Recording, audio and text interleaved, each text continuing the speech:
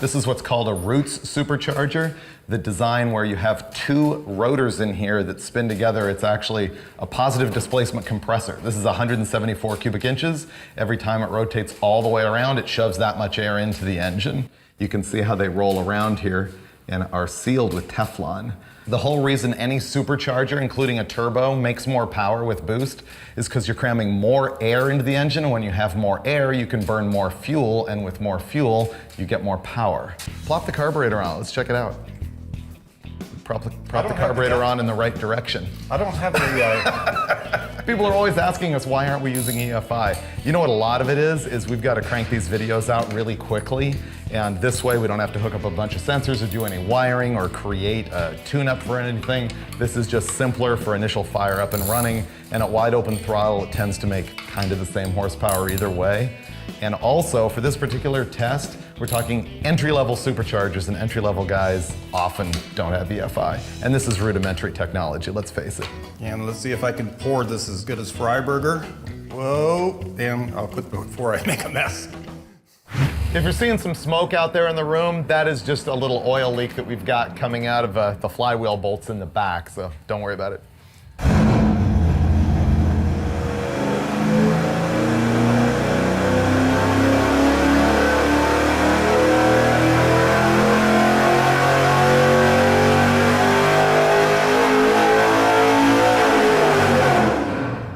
Okay. Oh, 5.6, 5.9 pounds of boost, but at peak power, yeah, that's about it. 5.5 pounds of boost, neighborhood of.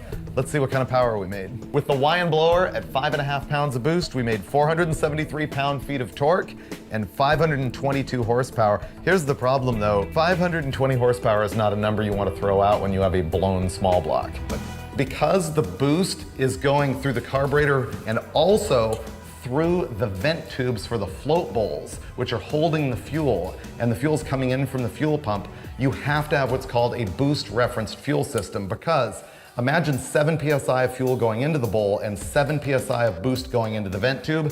7 PSI working against 7 PSI is 0 PSI. You would get no fuel flow. So you need a regulator that can reference boost from the hat and step up the fuel flow in direct proportion to the boost. In English, you want 7 PSI more fuel pressure than boost at all times, right? Exactly. And if you reference the boost, you just add 7 to it and you'll always have plenty of fuel. What would I do without you? I think I'd get out my calculator. Really? You can be replaced by an iPhone. Oh man. This is going to be our first test with the Paxton supercharger. We tried to make it run with that out-of-the-box Holley Ultra XP carburetor, and it just basically wouldn't run. We're not exactly sure why. It was either too rich or too lean. It was just misfiring, it was struggling. It's like hit or miss on whether a carburetor is going to work right out of the box with one of these deals or not. It can be made to work, I'm confident, but we happen to have a carburetor in the cabinet that we already know kind of works well with these blow-through stuff, and so we opted to take the easy road and put the other carburetor on. So you think this one will work, Steve-O? Yeah, I'm very confident. This carburetor is a Holley 850 double pumper, but it's been worked over by a company called CSU. It has annular boosters and a bunch of other trickery to make it work specifically with a blow-through application like this. Is it going to save us? Yeah. Yeah? We're good right now. Okay.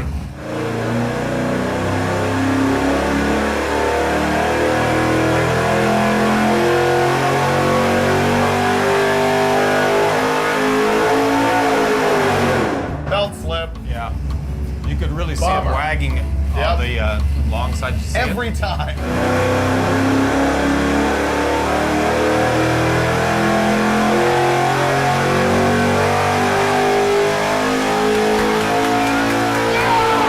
Yeah! 675!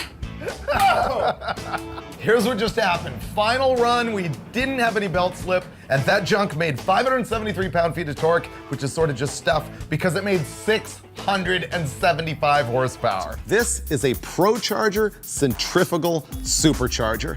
Now, I've never run the ProCharger brand before, but I am impressed so far. The quality on this thing is nice. These are made in USA. They've got a billet impeller, they have a billet gear drive setup, and the company makes blowers all the way from, a tiny 850 50 horsepower capable unit all the way to 3,500 horsepower, which is cool. The particular model that they asked us to run today is an F1 A94. It's got a 9-inch volute, it's nice and compact. It can flow 1,625 CFM. It can make 1,200 horsepower. It's a self-contained unit, meaning that it does not need oil plumbed to it from the engine. That's a big deal to me. I hate having to run a pressure line and the return into your oil pan, poking a hole in it and all that stuff. The other thing that is good about having self-contained oiling is that it stays cooler, but the part I like is that when we scatter this engine, we're not gonna be sending oil full of shrapnel from the engine through the supercharger and killing it at the same time. One thing about this unit is that it has a 5.4-to-1 step-up ratio. What that means is for every 1 turn of this pulley that's driven by the belt, we are turning the impeller 5.4 times. See, this unit is capable of turning 74,000 RPM. Yeah, that's a big deal. We're probably not gonna be spinning it that fast in this particular test. Now, we are gonna run this with a blow-through carburetor. You need a special carburetor to do that. EFI is just a smarter way to go, though you can pull this off, and if you're gonna try, I recommend one of these carburetors modified by a shop called CSU. This is an 850 Holley. They've set it up with their magic just for blow-through applications. Westech has had a lot of luck with this unit right here, and so that's what we're gonna run today. And when we do, we're gonna start small and go big. Here's how. The larger the pulley that you put on the supercharger, the slower you turn the supercharger, and so the less boost you make. So we're gonna start mild. We're gonna find out how many smaller pulleys we can put on before we send this 350 to Kingdom Come. Here we go.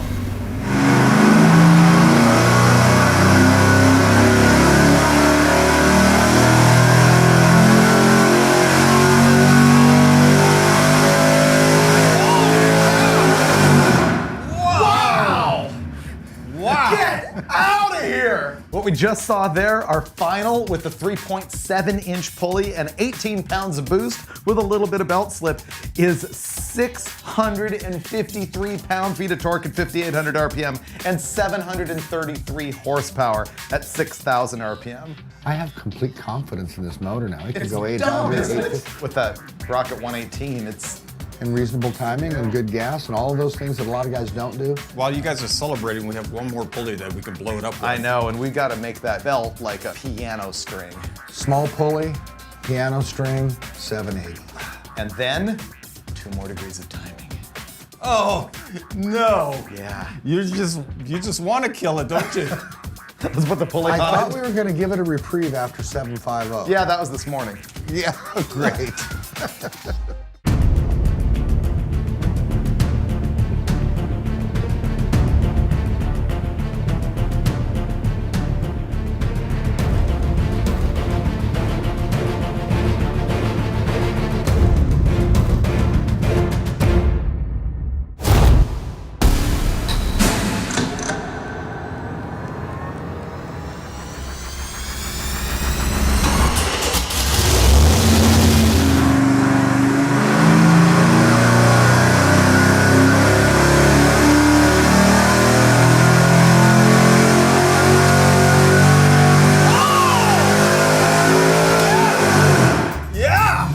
Mic drop. The belt still slipped, but I saw 25 PSI. Did you? 765 horsepower. Wow. Didn't make 700 pound-feet though, made 693. That is the comparison of naturally aspirated power to our boosted power. That's insanity.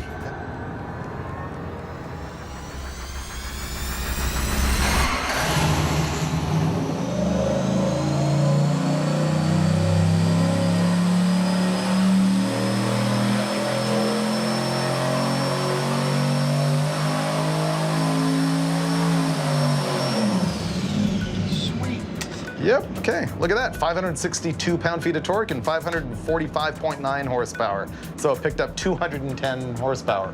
Thing is, it's less than 10 pounds of boost on a stock engine. And we're not trying to blow the crank out of it. We're not trying to make a whole bunch of boost. This is a combination that would be a riot to drive in like our little pickup truck or something like that. Yeah, I mean, we remember what it made stock. I mean, it was 330 horsepower.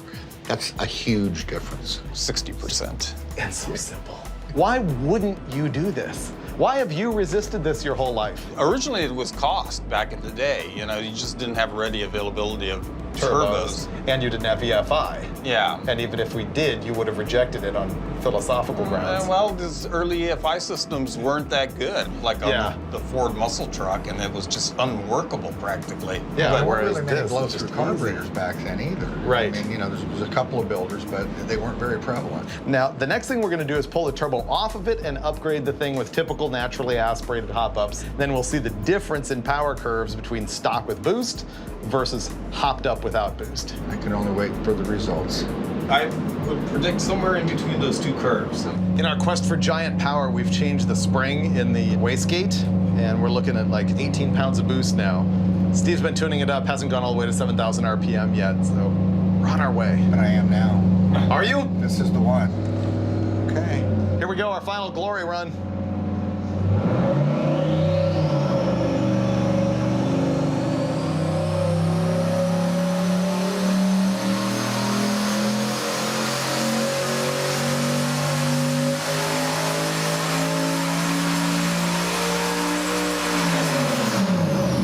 +50 horsepower. Pretty good. I'm gonna be the voice of reason at this point and go, that's good enough.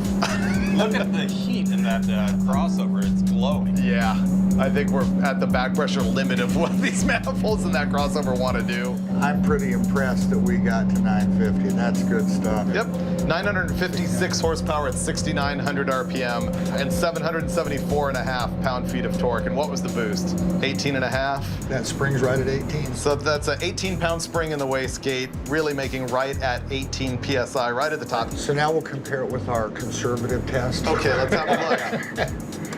Oh, why would you ever run on bump gas when you can put stack boost into it and make big power? But again, this thing is 325 cubic inches, and we made 950 horsepower.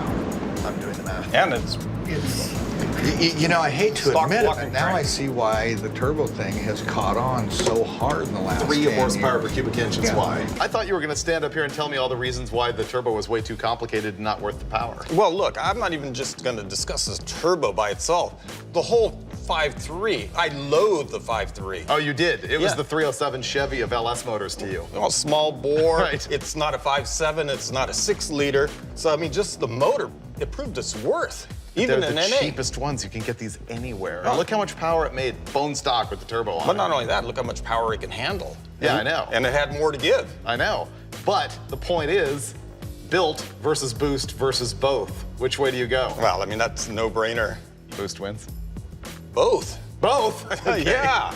I mean, you will have that hot pig under the hood, and that's kind of a problem. But if you can tuck it in the right place, I'm really good at fabricating tubing and pipe and laying it out masterfully. Really? So in a car that I set up, it'd be great. So we did convert you with this episode. That's what I'm saying. I'm a changed man. Wow. Yeah. Dinosaur reborn.